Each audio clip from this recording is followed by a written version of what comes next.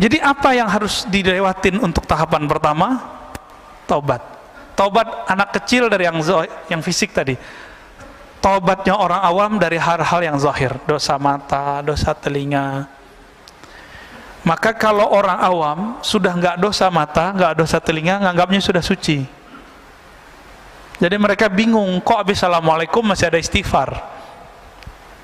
Padahal dia lupa, di dalam sholatnya dia tidak ingat kepada Allah Subhanahu wa ta'ala. Ini perlu diistighfarkan nggak nih sholat yang begitu? Inilah rahasia Rabi'atul Adawiyah mengatakan, astaghfirullah fi istighfari, atubullah fi taubati. Aku minta ampun kepada Allah karena istighfarku tidak benar. Aku bertobat kepada Allah karena sholatku tidak khusyuk. Ada nggak yang pernah begitu, Pak? Supaya sholat kita pas naik ke atas kan mau dilempar lagi. Nggak khusyuk, lempar. Tapi karena kita tutup, astagfirullah, ya Allah, sholatku tidak khusyuk. Diberi syafaat, naik juga Pak ke atas. Allah kan maha pengasih, maha penyayang. Kita berusaha khusyuk, belum khusyuk ya nggak apa-apa. Yang penting kita ngaku tidak khusyuk. Mau nggak ngaku nggak khusyuk? Itulah tobat level 2. Taubat ruhani.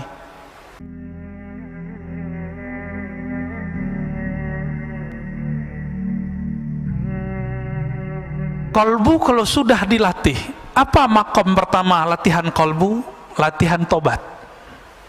Itu awalnya. Jadi orang ini dia sudah bertahun-tahun dia tobat. Itu sebabnya para masyayikh kita dulu punya amalan namanya sholat sunnah taubat. Dibid'ahkan lagi sama kawan kita, ya. Nggak paham juga dia. Atau minimal kalamnya kalam tobat. Nah, tobat ini kan dibagi lagi, Pak. Ada tobat orang awam dari dosa yang zahir. Kalau tobat anak-anak salah minum, ya. Kalau lagi puasa begini anak-anak gimana? Terganggu gitu sama makanan. Terganggu gitu kalau ada anak kecil yang lain di bawah dia yang berbuka. Nih saya mau tanya nih Pak, kalau ada di sini orang buka restoran, buka, Bapak terganggu nggak? Terus perlu ditutup nggak?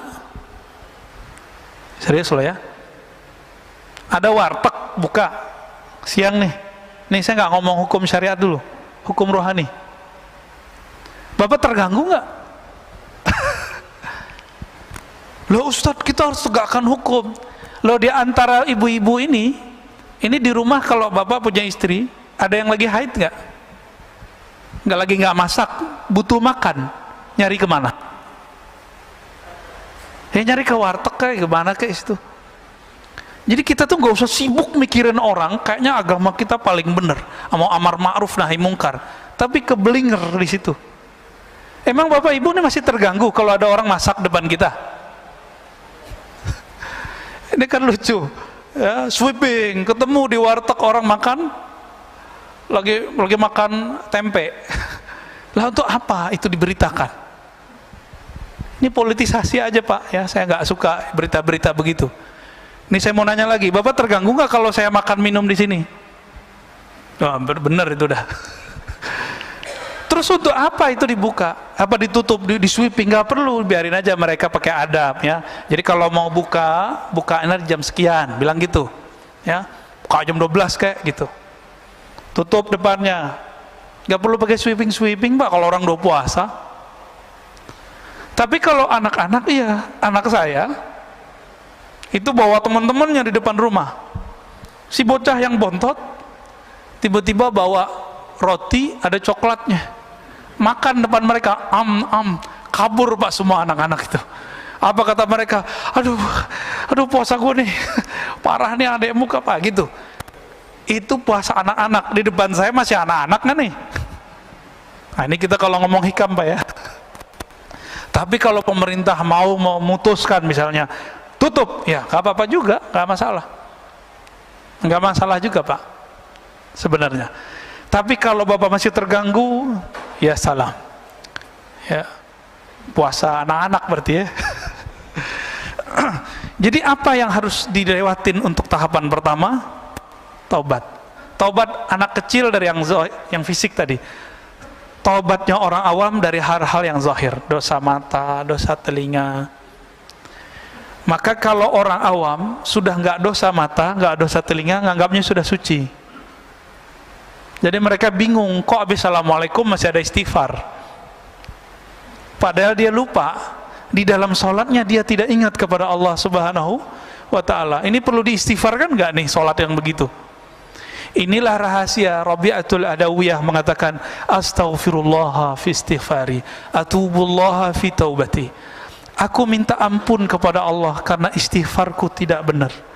Aku bertobat kepada Allah karena sholatku tidak khusyuk. Ada nggak yang pernah begitu, Pak? Supaya sholat kita pas naik ke atas kan mau dilempar lagi. Nggak khusyuk, lempar. Tapi karena kita tutup, astagfirullah, ya Allah, sholatku tidak khusyuk. Diberi syafaat, naik juga Pak ke atas. Allah kan maha pengasih, maha penyayang. Kita berusaha khusyuk, belum khusyuk ya nggak apa-apa. Yang penting kita ngaku tidak khusyuk. Mau nggak ngaku nggak khusyuk? Itulah tobat level 2. Taubat ruhani. Taubat apa? Taubat ruhani. Batinnya merasa kurang bener nih. Nah, ini aja Pak dibenerin. Level 2 ini coba dipakai. Nanti bagus tuh amalannya. Nanti Bapak gampang nangis kalau zikir. Sholat aja gampang mewek, Pak. Ini kalau nggak pakai kitab, saya udah nangis-nangis dari tadi nih. Ya, kenapa saya ngajar pakai kitab? Bukan karena gagah-gagahan pakai kitab, bukan. Ini cara saya untuk menahan diri. Karena kalau mau nangis setelah kitab hilang nangisnya, Pak. Alhamdulillah. Ya. Guru saya ada beberapa, itu kalau sudah bahas bab begini, nggak ada kitab ataupun ada kitab nangis terus. Untungnya saya kalau ngeliat kitab langsung berubah. Ya, alhamdulillah. Karena akalnya balik lagi. Kalau nggak cuma rasa yang muncul. Kalau rasa lebih dominan dari akal pikiran kita, kita bisa nangis setiap saat. Sujud nangis, ruku nangis, takbir nangis.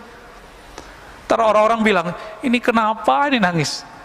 Ada Syekh Shinqiti, guru dari Syekh Salih Al-Maghamisi di Madinah. Ngajar ba'da maghrib sampai isya, karena ada majelis biasanya di Masjidil Haram, di Masjid Nabawi. Habis assalamualaikum itu langsung nangis. Mau ngomong lagi, baca ayat lagi, nangis lagi. Jadi ceramahnya dari awal maghrib sampai menjelang isya itu nangis, Pak. Mau ngomong lagi, nangis lagi. Mau ngomong lagi, nangis lagi. Nangislah semua orang yang di depan. Begitu mereka kalau ahwal rohaninya datang. Kenapa ahwal rohani yang bening itu tumbuh?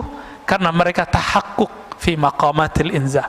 Mereka mau istiqomah, rajin menapaki jalan rohani. Yang pertamanya apa tadi? Taubat. Taubat mereka tidak lagi fisik, tapi sudah masuk taubat rohani, taubat kolbu. Babak satu maksiat zahir, satu hitam di sini. Tapi kalau ada maksiat batin, itu hitamnya lebih kenceng, lebih kayak aspal lengket. Disebut dalam bahasa Arabnya nuqtah sauda, noda hitam yang lengket. Itu hitam.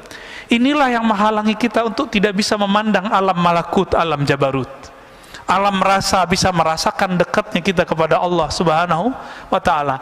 Ini yang dikatakan oleh Imam Ahmad, laula anna syayatin yahumuna ala qulubi bani Adam. Seandainya syaitan tidak mengerebut memenuhi kolbu manusia, ya, menutupi kolbu manusia, tentulah mereka tentulah mereka akan melihat malakutas samawat. Mereka akan mampu melihat alam malaikat. Jadi sahabat-sahabat tertentu Allah izinkan Pak bisa ngeliat malaikat. Ibnu Abbas ngeliat Jibril 2 kali. Malaikat siapa yang dilihat? Itu artinya nanti ada posisi kewalian pada orang ini. Ternyata Jibril tugasnya apa? Bawa wahyu. Maka tugas Ibnu Abbas nanti adalah menjelaskan makna wahyu. Disebut ahli tafsir. Tidak ada ilmu tafsir hari ini kecuali lewat Sayyidina Ibnu Abbas. Ada orang lihat Mikail, nanti tugasnya lain lagi tuh Pak. Tugas kerohaniannya. Ada yang suka ngelihat malaikat maut, nah, nanti tugasnya nalkinin orang mati, ngelepas orang mati. Itu beda-beda tuh tugasnya. Allahumma shalli ala.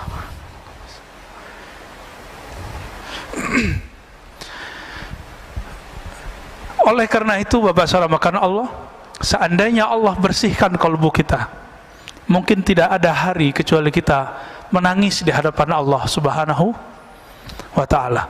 Makanya Sayyidina Nabi sallallahu alaihi wasallam hampir setiap hari beliau menangis. Hampir setiap sujud beliau meneteskan air mata. Kenapa? Karena beliau merasakan memandang Allah Subhanahu wa ta'ala.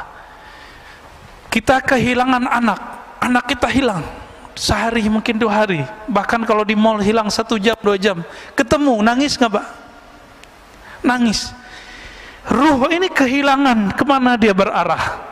Ketika dia ketemu Allah Subhanahu wa ta'ala, ketemu kekasih-kekasih Allah, pasti air matanya berlinang.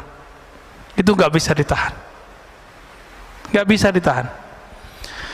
Semoga Allah mengistiqomahkan kita menapaki jalan rohani, jalan istiqomah, jalan taubah. Amin ya rabbal alamin. Wassallallahu ala Muhammad.